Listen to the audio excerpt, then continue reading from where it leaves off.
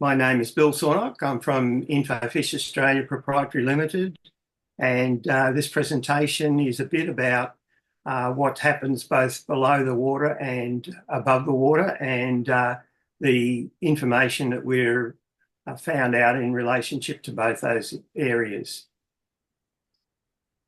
Just a little bit about Infofish itself. It's a small family business that started in 1995. The main elements that we work with is tagging and citizen science, fishing competitions, hydroacoustic surveys, and we currently have a staff of around 5 FTEs. It's a small family business, and there are 3 generations of Sawnoks in the business. My son Stefan, he's the managing director of the business, and he looks after fishing competitions and the hydroacoustic surveys. I look after the tagging and the citizen science. My wife Shirley looks after the finances and does work on competitions. And our granddaughter Phoenix, she works with the imaging and also artistic design. Just in relationship to our tagging, we partner with 4 different programs around the country. There's Suntag in Queensland that's tagged 940,000 fish, Westtag in Western Australia, Afantag in the Northern Territory, and Saftag in South Australia. Collectively, those programs use the Infofish tagging database, and we've tagged over 1,660,000 fish so far, with 74,000 recaptures. We passed the milestone of 1 million tagged fish back in November 2022, and we became the first citizen science volunteer tagging program in the world to pass that milestone. In relationship to competitions, we have a suite of phone apps, and we use those in competitions both in Australia and New Zealand. We currently do around about 350 competitions, and annually we collect we engage with about 35,000 fishers and collect details on about 85,000 fish. In total, we've got something in the order of 350,000 photo images there. Pretty much all the competitions are photo-based, where they submit a photo with all the details of the fish, and then depending upon what sort of competition it is, they award their prize, the organisers award the prizes, etc. We also do the $1 Million Fish competition in the Northern Territory, which is probably the highest profile money event, and last year the $1 million actually went off. In relationship to hydroacoustic surveys, we do 65 waterways from Queensland through to Tasmania. We've surveyed in excess of 400,000 acres of water. That's a hell of an achievement if you think of how much 400,000 acres are. It's a lot of territory. The surveys involve bathymetry, collecting data on bottom structure, habitats, and we use a scientific echo sounder to do biomass estimates. Just as a bit of an example of the hydroacoustic surveys, this is a map showing the bathymetry of a river system, the Clarence down in New South Wales, and on the right there's a bit of a blow up there showing where the fish are located in part of that river system there. As you'll see, that these are the larger fish, and they don't occupy all the river area. They're pretty specific in the areas that they're found. Moving on to really what this presentation is about, it's about more than fish and understanding what is happening below and above the water. We've been collecting data for a long, long time, and a lot of other people have as well. We have a lot of data on fish. There's also a lot of data on the environmental conditions associated with fish and climate. but there's not so much data in relationship to the fishes themselves. So back in 2020, when COVID hit, we got asked the question is, what impact did COVID have on recreational fishing? We didn't have an answer to that immediately, but what we found was that if we looked at the tagging and the recapture data and the fishes involved in that, we actually were able to find out a fair bit about what the impact of COVID was on those fishes. As an example, at the time there were travel restrictions. You couldn't travel more than 50 kilometres. And what we found in looking at where they lived compared to where they caught the fish, they basically adhered to that. So based on that, we thought that we were able to get an understanding of what was happening above the water. So that's led us to developing a whole series of dashboards throughout Queensland. We now have 65 dashboards with over 2,600 graphs and maps in there. And we use a 5-star, 1 to 5-star rating for the confidence in the information in each of those dashboards. We try and strive for at least a 3-star rating. At this stage, not all areas have a 3-star rating. And it's interesting that when we provide this information back to the various groups, that's the one thing they look for, is what is their rating compared to the 5 stars. And where the rating is a bit lower than that, they immediately start thinking of ways of trying to improve that rating. So the 5-star system absolutely works. In taking a dashboard approach, these are all the things that we include in our dashboards. Back when we were doing the question about whether or not recreational fishing was affected by COVID, at the time, we also came to the recognition that the traditional approach of using technical reports or scientific papers wasn't cutting through to the people who were making decisions about fishing. And we decided we needed an alternative way of doing that. So we came up with the idea of using a dashboard approach. All the elements there, I'll deal with a lot of those individually shortly. But what we found was that the dashboard approach was much more acceptable to decision makers. And when we look at decision makers, it's not the scientists that make the decisions, it's fisheries managers. But well beyond fisheries managers, there's a whole group of other people that are involved in decision making around fishing. That includes fisheries managers, but also it includes people like local councils. They have a tremendous say in their own particular areas. Beyond that, there's accommodation providers for fishers, there's fishing businesses, tourism promoters, a whole range of other people, port and water managers that also make decisions around fishing. And we felt that this was a much better way of providing information to all those so that they had a much better chance of using that data in their decision making. I'll go through just some of the fundamentals of the dashboards just to give you a bit of an idea of what they contain.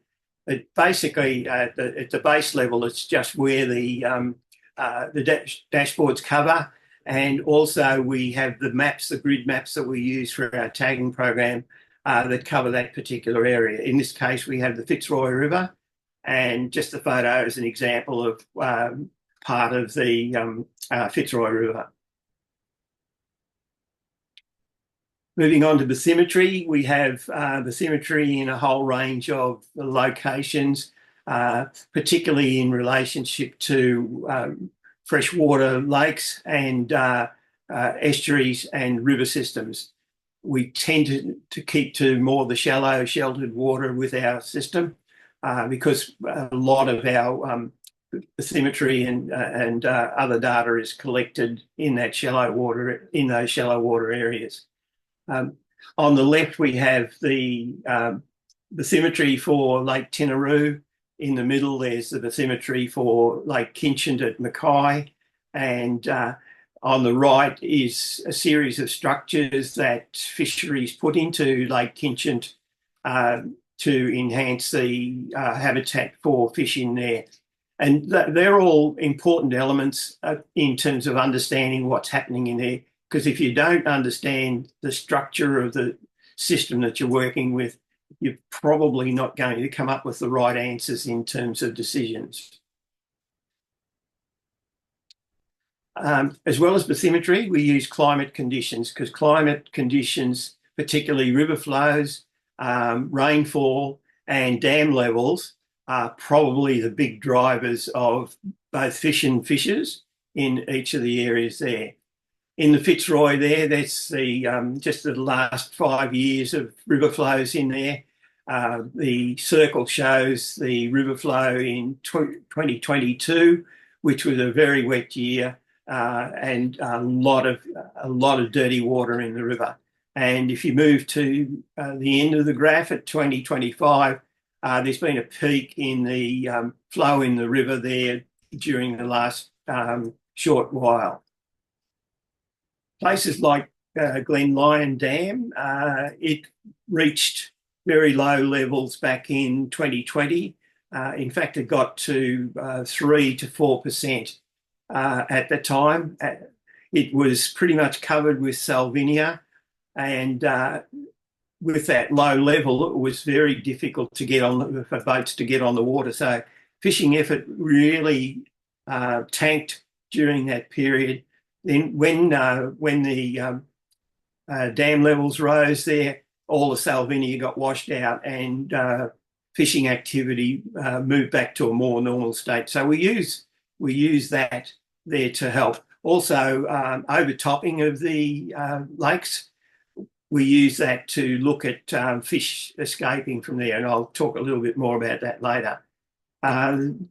We also look at forecasting, and we use the Met Bureau's forecasting for rainfall there to get a pretty good idea of what the climatic conditions are going to be over the coming months. That's particularly important if you look at things like recruitment. And the photo there is just the Wivenhoe Dam spilling over. Moving on to seasonality, this is an area where we need to understand, as well as understanding the bathymetry, the climate, we also need to understand the seasonality of the fishery. I've got two examples there, both of Barra fisheries. One is at Weipa and the other one is at the Fitzroy. At Weipa, the season is pretty much during the dry season. During the wet season, it's pretty difficult to access, and the fishing is mainly confined to locals. The bottom graph just shows the number of days fished per month over the last few years, and you sort of see there's a bit of local fishing in the wet period, but then it increases over the next few months. It takes a bit of a dive in the middle of winter and then picks up as the weather warms up there. A similar pattern in the Fitzroy. It has a Barra close season from November to January, so there's a reduced amount of fishing activity then. The best fishing then starts with the opening of the season. Generally, there's a bit of a spurt on for the fishers when the season opens, but that's very dependent on river flows, because that's the period where most of the flooding occurs in the Fitzroy. And during the winter months, when the temperature drops, Barra become much harder to catch, and therefore you see a decline in the number of days. And also towards the end of the year, you see a big jump in the number of days fished, because as the weather warms up, the conditions are much more stable, the river's generally much cleaner, and so you see a big pickup in fishing effort. So with most of the locations there, we do have a seasonality chart.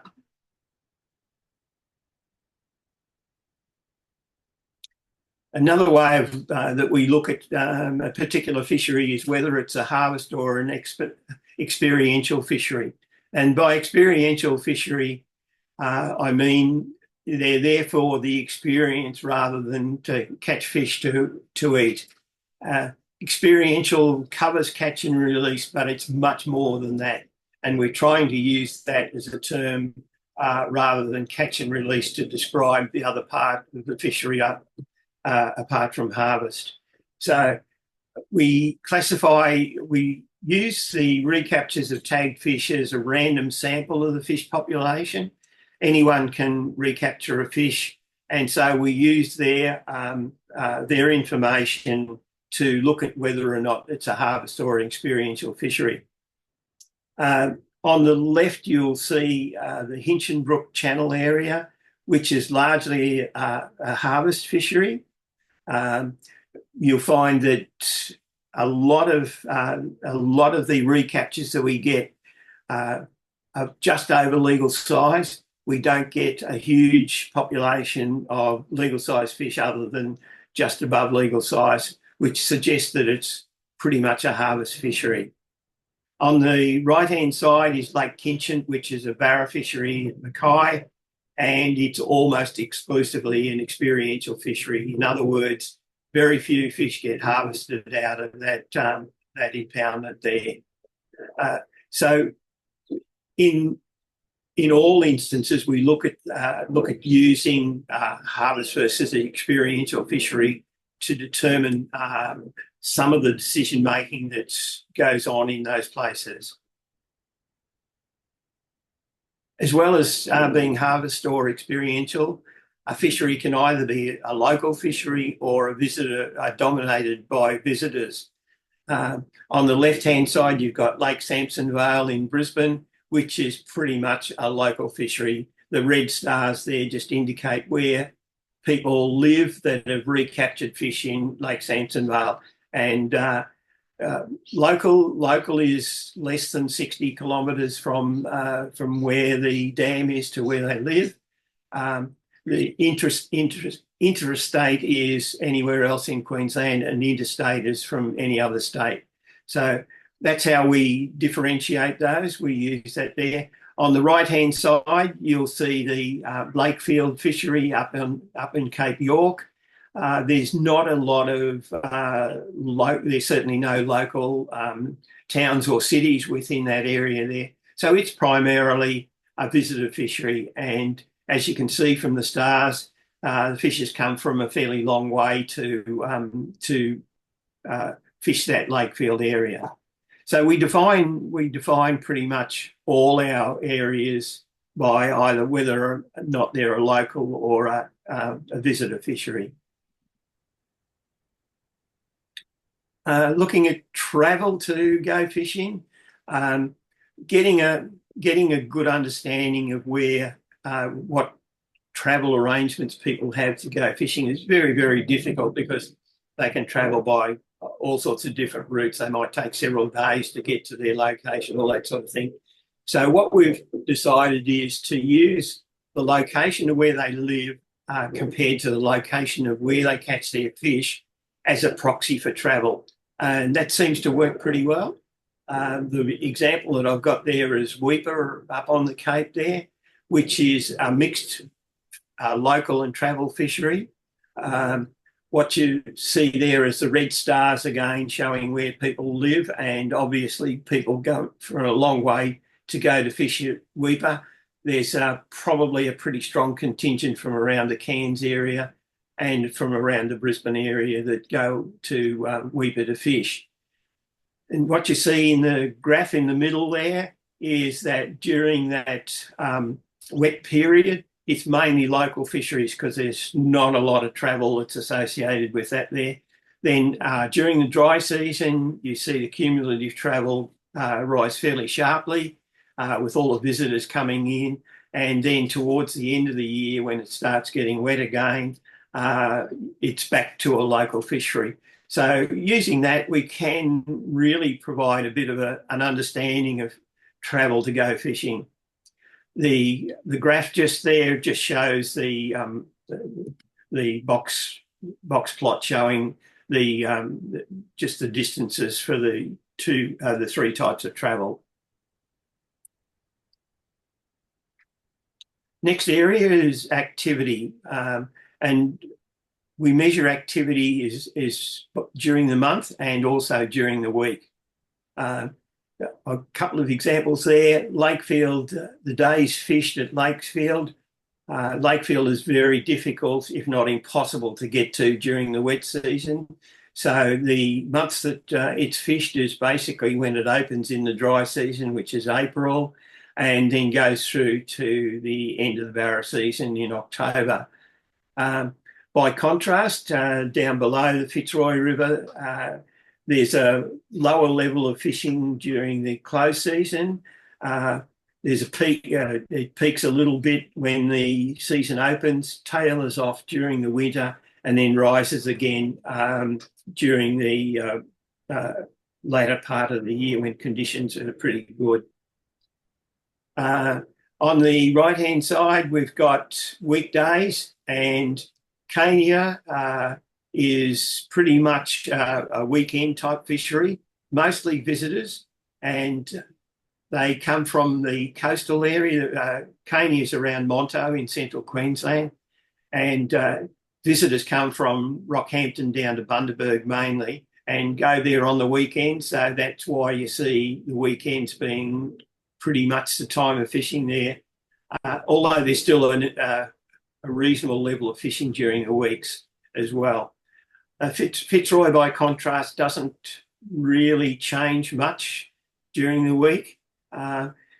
In the Fitzroy, fishing is probably not so much driven by the day of the week, but more by the tides. The tidal range in the Fitzroy is 4 to 5 metres on a spring tide. So a lot of the fishing gets done around the neap tides where the tidal range is much lower there. But all that data there is just building up a picture of what the fishery looks like in a particular area. And location activity, because we collect data on where fish are tagged and recaptured using grid maps. The grids are 1 kilometre square. So we get some pretty fine scale information coming through. In the Fitzroy, the river became a net-free zone back in 2015 where the commercial gill nets were removed from the river. And looking at location activity, the top graph shows where fish were tagged and recaptured in the 6 years prior to the net-free zone coming in. And the blue arrow shows that most of the activity was from the city reach, which is up the top left, down to where that arrow is. The bottom part of the river was pretty well dominated by commercial net fishing. Then after the net-free zone was introduced, you see quite a dramatic change there. While there's still a lot of fishing activity in the city reaches down to the blue arrow, in the bottom part of the river, there's been a significant increase in the recreational fishing activity there. Also, as a result of the net-free zone, there were 2 new boat ramps put in at the bottom section of the river, and that will, over time, that has shifted a lot of the effort there because there's greater access to that lower area now. So it just shows that like the way in which we collect data on location means that we can look at effort shift. Another thing we need to do in terms of understanding what's happening in a particular fishing location, particularly in the estuaries, is in relationship to recruitment. Because if you don't understand recruitment, you won't get the right answers in terms of what's happening in the system. For about 20 odd years, we've been using the most lowest tech method possible for collecting data on recruitment, and that is just simply a cast net. It's cheap, it's rapid, it's simple. Just about all the fishers use cast nets, so there's no there's no technical skills required in terms of using the cast net, and it's very repeatable. We have a standard system of 20 casts in a particular area, and every time we go there, we repeat those casts in the same area, so we get a consistent understanding of what's in those areas there. And the main fish we target in terms of our cast net surveys are barramundi, king threadfin, and bream. The bream, we target those in the Gladstone area, and we use that data as part of the report card on the health of Gladstone Harbour. With the Fitzroy, we provide the barramundi data to the Fitzroy Partnership, which provides a report card on the Fitzroy River. The technique, the cast net technique, is a very robust technique. Over the years, we've done over 1,800 cast net surveys involving 36,000 casts. So you need to be well practiced with the cast net to be able to carry out those surveys. But as I said before, most fishers know how to use cast nets, so there's no skills development really required to be able to utilise people on the recruitment surveys. And this is what we the results of our recruitment surveys. We provide a grading for the recruitment ranging from strong through to good, moderate, and poor for the Fitzroy River. This is for the barramundi there. As you'll see, it's pretty much a poor recruitment is the standard, where you get very low levels of recruits showing up each year. Strong is a much rarer event, and all the climatic conditions that are conducive to recruitment need to line up in order to get a strong recruitment. And in the Fitzroy, 2022 was really the only strong recruitment year. And the chart on the right-hand side there, the green arrow shows the recruits when they were very small from our cast net surveys, but also we supplement that with line fishing. And as you see, there's a pretty dense pattern of fish in that early part of 2022. And then as you move further along the timescale, you can see those fish gradually growing, and now they are basically above legal size. Most of them are in the range of 600 to 700 millimetres in size. So understanding recruitment is a really important part of understanding what's happening below the water. Obviously, we use tagging and recaptures as a pretty much a base level data set for our dashboards. And we use a 10-year time frame. In terms of that, that allows us to look at trends over that time. And with all the tagging data that we've got, most of the locations have a pretty good level of tagging and recaptures that we can use. On the left is just a typical Murray cod recaptured from Lake Leslie, showing the tag when it was recaptured. The graph there just shows the bass tagged and recaptured in Lake Mugara.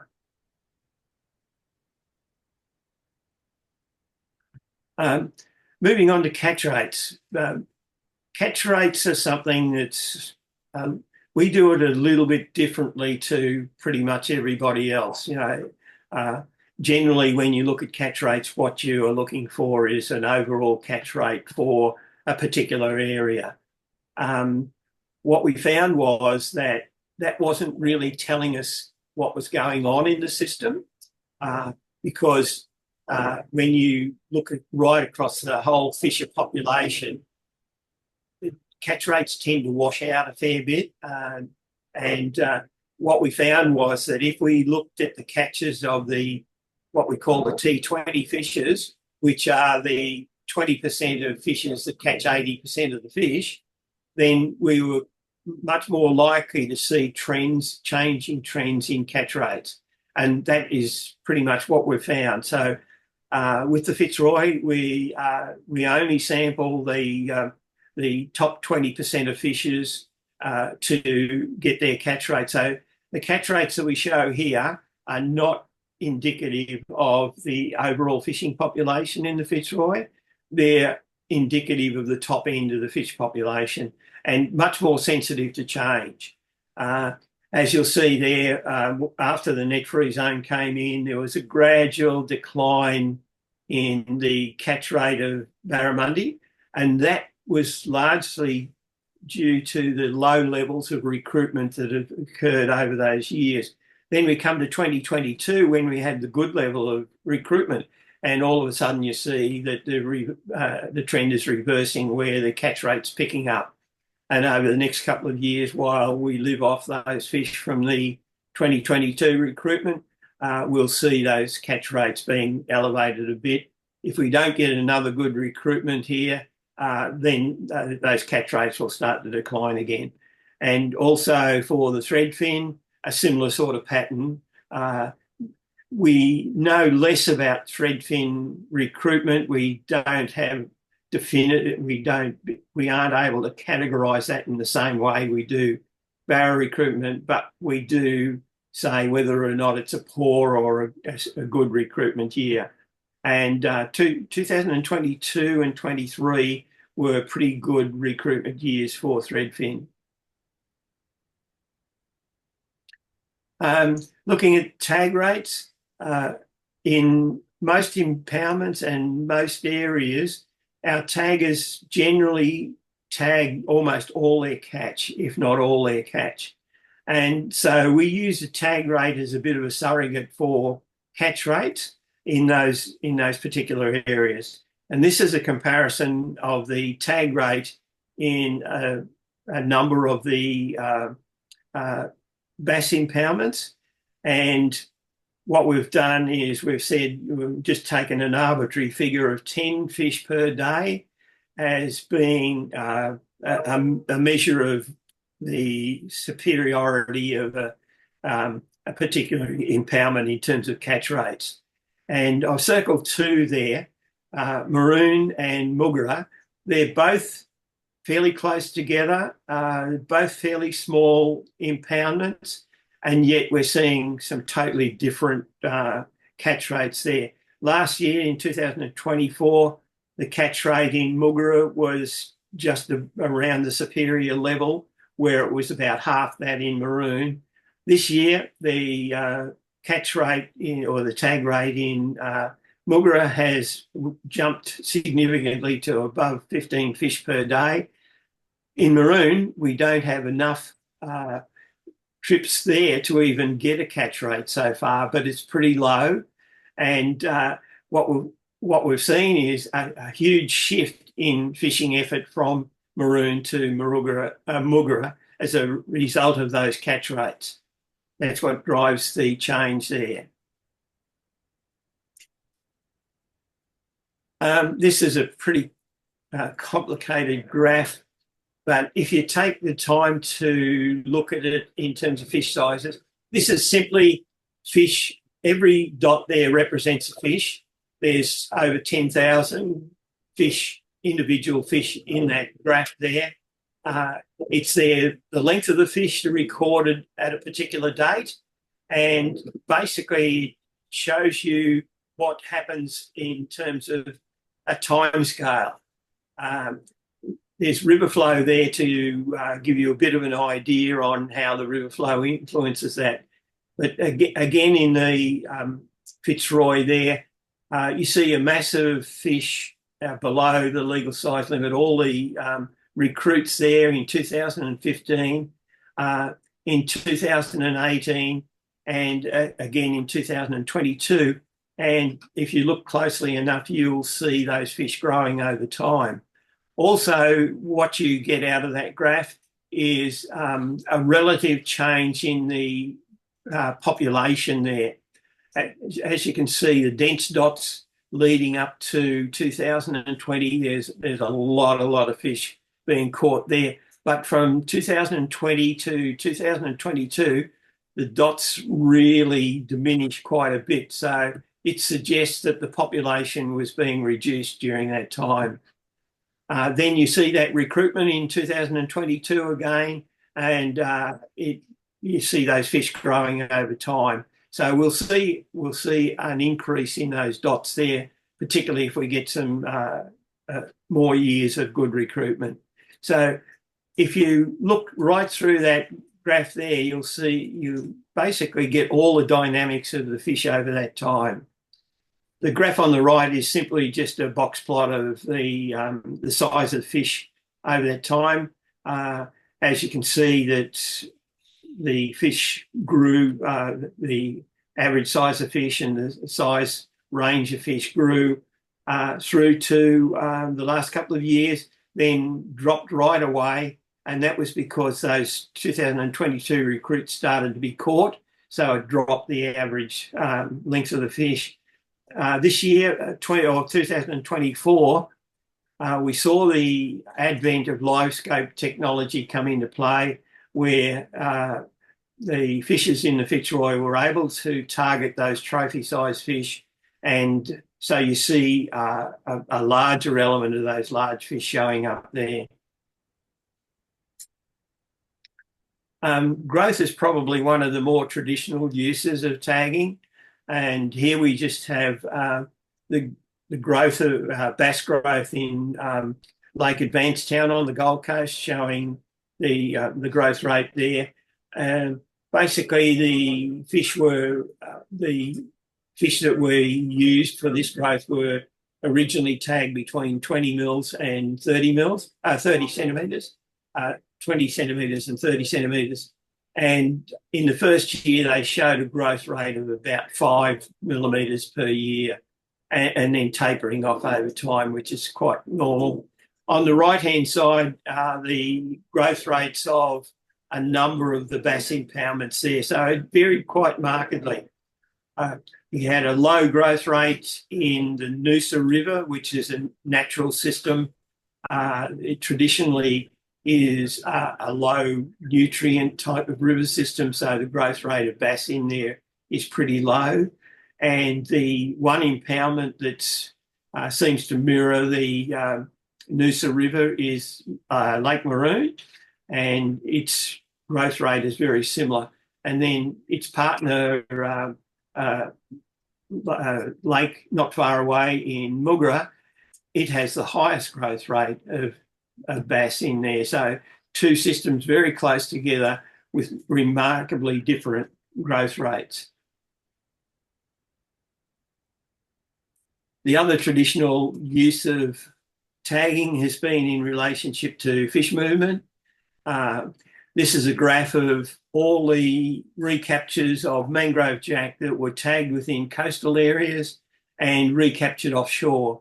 So you can see that there's a pretty strong move away from the coast by mangrove jack that basically grew up in the estuaries. Some of the distances they moved offshore in excess of 300 kilometres, so that it's really, they can move quite a long distance. The map on the right just is a bit of a blow up of the area around the Cairns, Hinchinbrook area, showing the offshore movement of mangrove jack. In some areas, we've seen a movement to specific reefs from both north and south of those particular areas, and we believe that that's likely to be in relationship to mangrove jacks forming spawning aggregations in certain locations. Another area that looking at movement is escapees from impoundments when the dams spill, and we have a lot of data on escapees for both barra and for bass in particular. The map on the right shows Lake Barumba, and all the fish that were recaptured downstream from the lake in the Mary River. There's quite a lot of recaptures there. There's some around Maryborough, there are a whole group of fish that were recaptured in Tanana Creek. So they had to go all the way down the river. And Tanana Creek, there's a barrage near the mouth of the Mary River, and they would have had to negotiate that barrage and move upstream into Tanana Creek. And there's now a very strong population of bass in Tanana Creek, pretty much as a result of stocking. The standout one, though, is there was one recapture from Lake Barumba that was a fish that was recaptured in a freshwater lagoon at the top end of Fraser Island. It's a place that very rarely, if ever, gets fished. We had one young guy who makes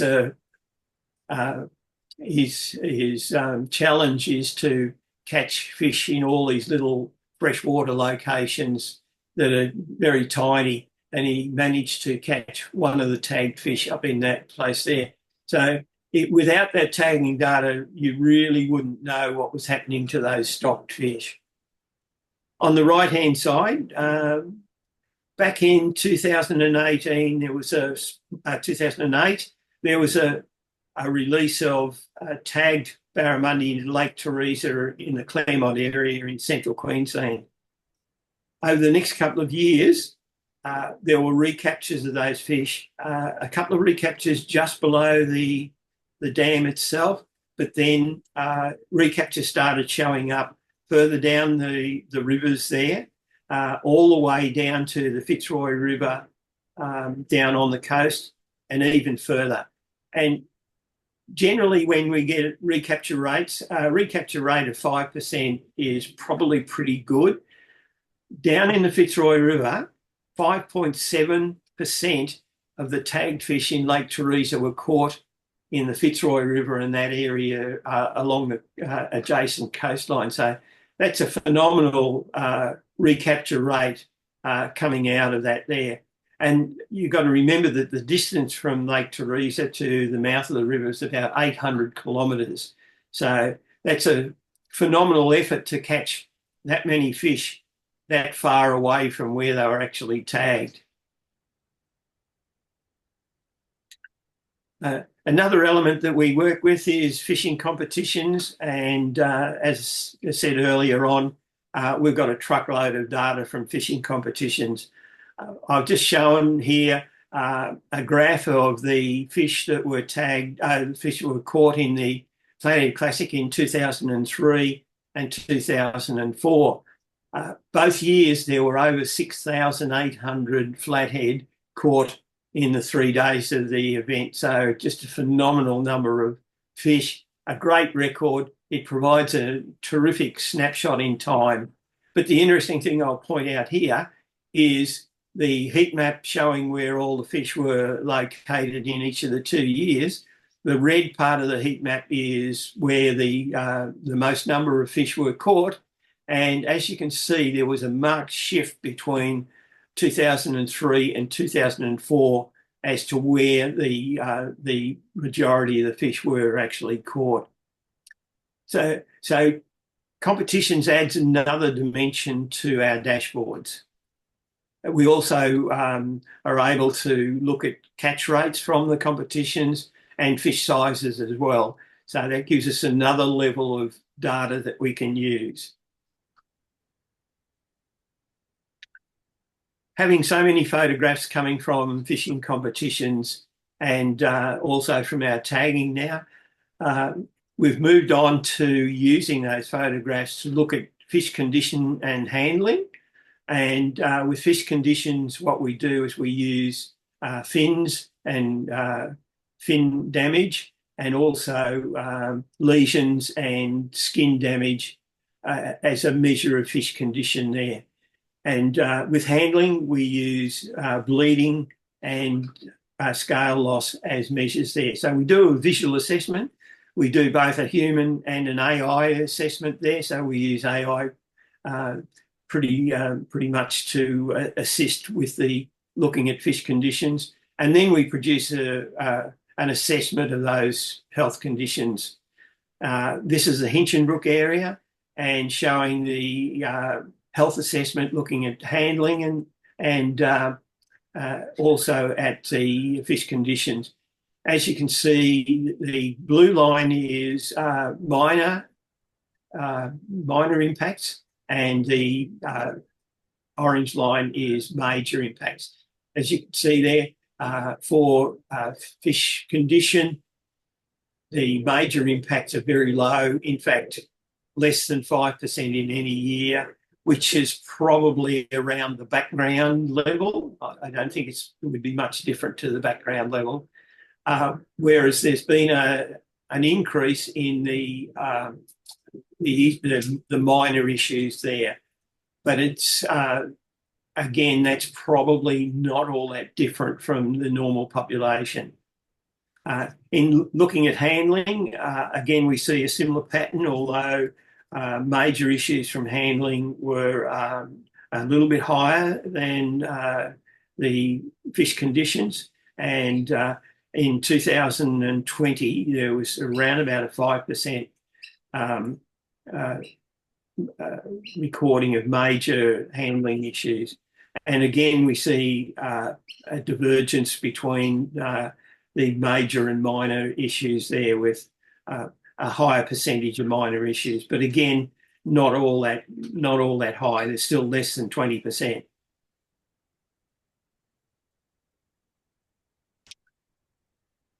Just to round off, I've provided 3 graphs there looking at the Fitzroy River net-free zone. Again, it came in 2016. So we were the only people that had data prior to and since the net-free zone came in. Fisheries have done boat ramp surveys since then, but did not have any before data. So they have no way of a before and after comparison. We really have the only data set that allows that before and after comparison. So we looked at 3 different things there. One is the number of recaptures of fish over long periods of time, over 5 years and over 10 years. And before the net-free zone came in, 1% of the recaptures were out over 5 years, and over 10 years it was actually 0%, because there was only 1 fish that was out over 10 years out of a sample of over 2,000 recaptures. So very, very low levels of long-term recaptures.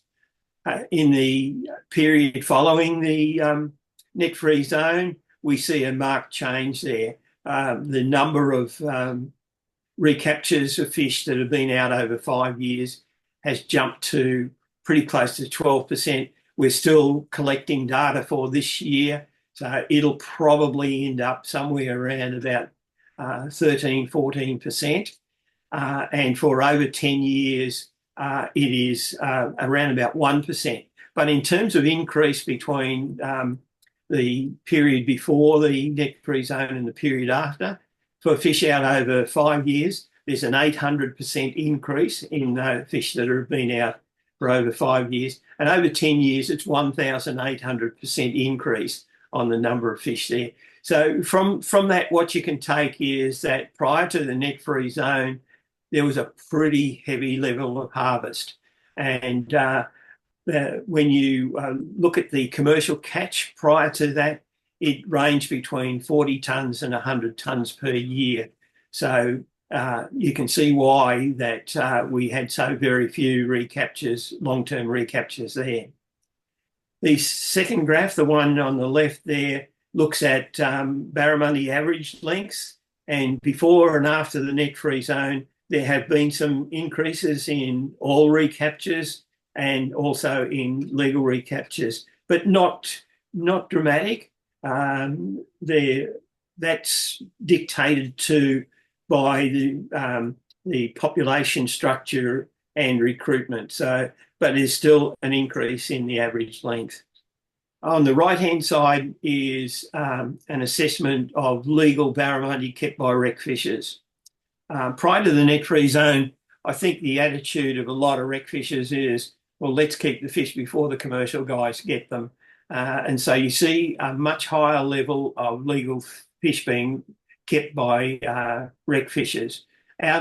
we take the taggers out of that because they basically release pretty much all their recaptured fish. So what we're looking at there is the more general fishing population. So around about that time, there was around about 65% of the legal barra were kept, whereas now it's dropped to around about 45%. So we're seeing a significant shift in that. So they're the three things that I've been using to measure the changes before and after the net-free zone. So really that's about it. Basically what I've tried to show is that taking a dashboard approach and using as many pieces of information as you can lay your hands on to understand what's happening in various fishing locations, you can develop up a pretty good picture of what's happening above and below the water. And these three are only an example of really dozens and dozens of trophy-sized barra that have been caught in the Fitzroy in the last 2 years. LiveScope sounder technology has been the big game changer there, where it's much easier to find where these big fish are. And with LiveScope technology, it's like a television screen. You can see the lure going through the water. You can see if the fish reacts to the lure. And so particularly the younger fishers are tuned into this sort of technology and taking advantage of it. Out of all the trophy barra that have been caught in the Fitzroy so far this year, not a single one was kept. They've all been released. So you can see that is very much moving towards an experiential fishery. So with that, I'll wrap it up. There are myriads of other stories that are associated with tagging and recaptures and the other elements of data that we've collect in terms of putting the dashboards together. And just in this time, it's really just a small snapshot of what is available. Thank you. Oh, thank you very much, Bill, for a very, very informative presentation, and congratulations to you and your team at Infofish for, collecting such a wealth and diversity of really important information.